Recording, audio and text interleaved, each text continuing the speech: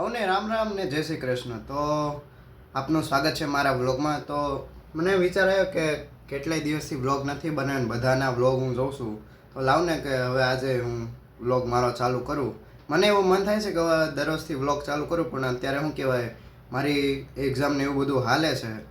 તો હવે અત્યારે વાંચવાનું ચાલુ કર્યું છે સવારમાં. તો સવારમાં જ વાંચવાનું હોય, બપોર વાંચવાનું ન હોય. બપોરે કેમ કે મારે પરીક્ષા છે, અને પરીક્ષાનો ટાઈમે પાછો એવો અળવિતરો છે, 1:30 થી 3:30 વાગ્યા સુધી. એટલે બપોરે સુવાના ટાઈમે મારી પરીક્ષા હાલે છે. તો હવે જોઈએ હવે આગળ શું થાય. ઇન્સ્ટાગ્રામ ને એવું બધું જ છે, પણ તો એકવાર વાંચી લેવું સારું. કેમ કે ન કરે નારાયણને જો વાંચીને ન ગયા હોય ને જો કાંઈ અઘરું પૂછી લીધું હોય તો પછી ખાલી ખોટા મમરા ભરાઈ જાય ને. એટલે પછી એવું થોડુંક હું વાંચું છું. તો હું ને મમ્મી આવી ગયા સીવી ડીમાર્ટ દાદાના ઘરે.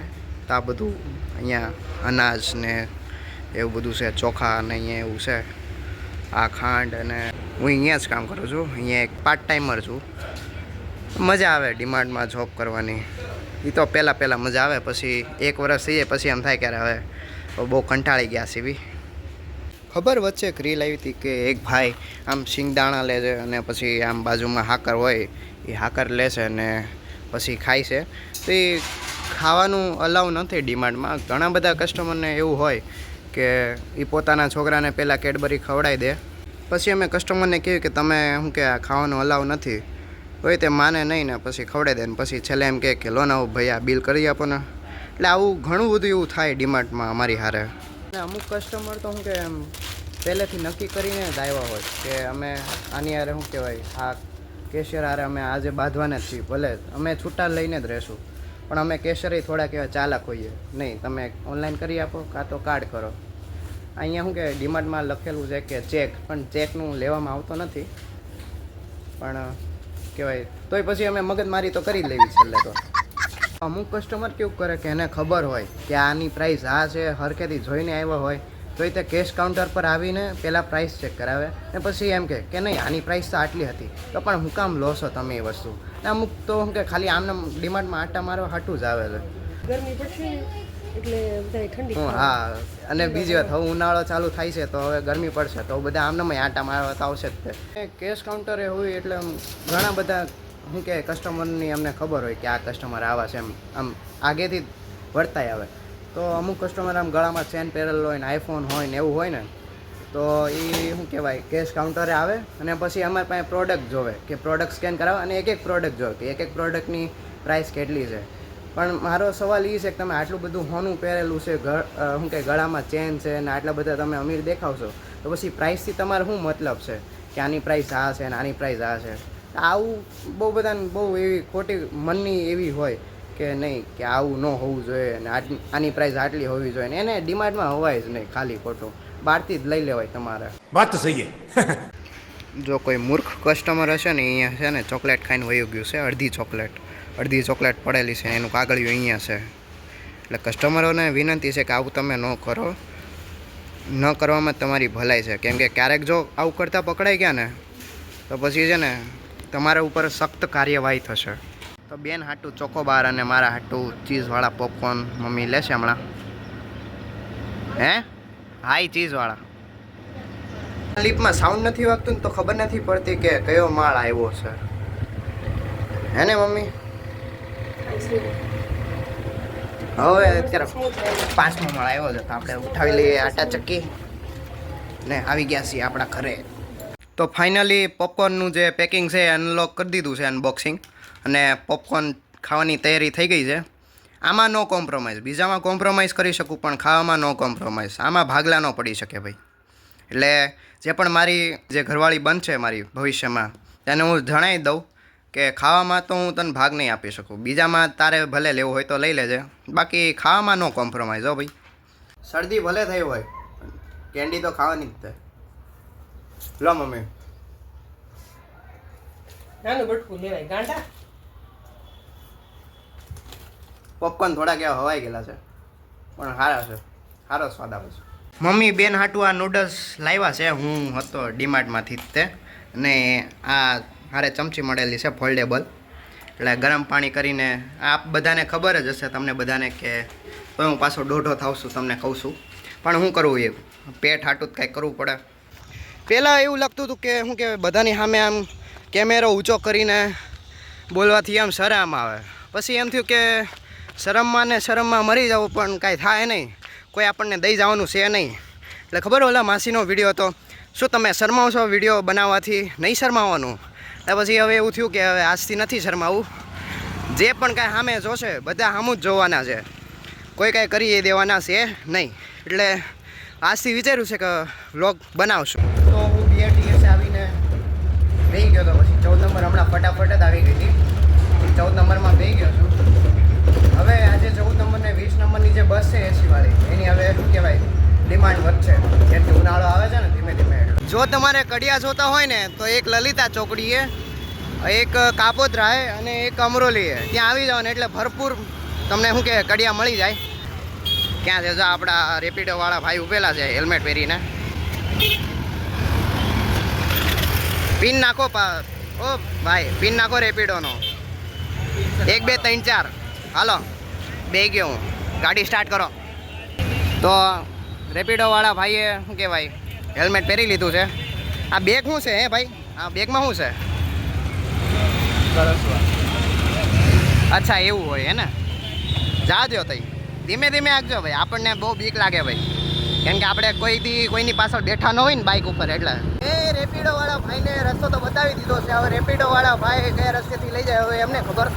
ને ગાડી બહુ ફૂલ હાકે છે, એટલે નમ્ર વિનંતી એમને કે ગાડી થોડી ધીમી હાકો. મિત્રો, આજનું મહત્વનું જ્ઞાન કે સિગ્નલમાં હંમેશા ઊભું રહેવું જોઈએ, સિગ્નલનો ભંગ ન કરવો જોઈએ.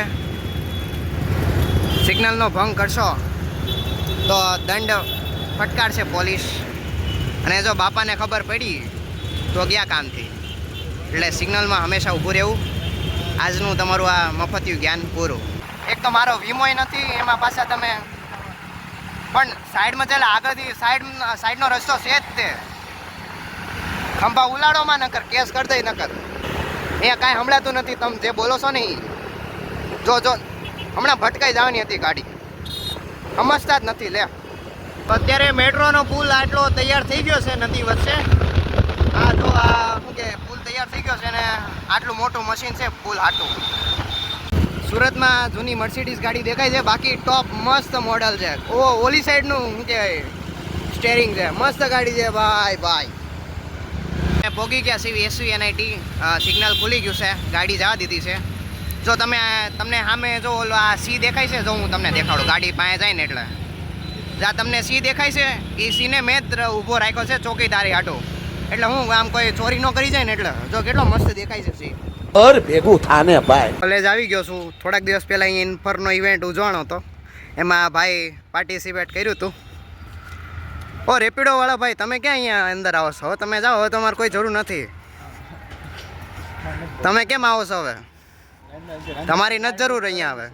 અચ્છા, તમારી પરીક્ષા છે હે ને? તમે આ કોલેજમાં જ ભણો છો હે? મને અત્યારે ખબર પડી. કયા ક્લાસમાં છો તમે? સેક્શન Z માં.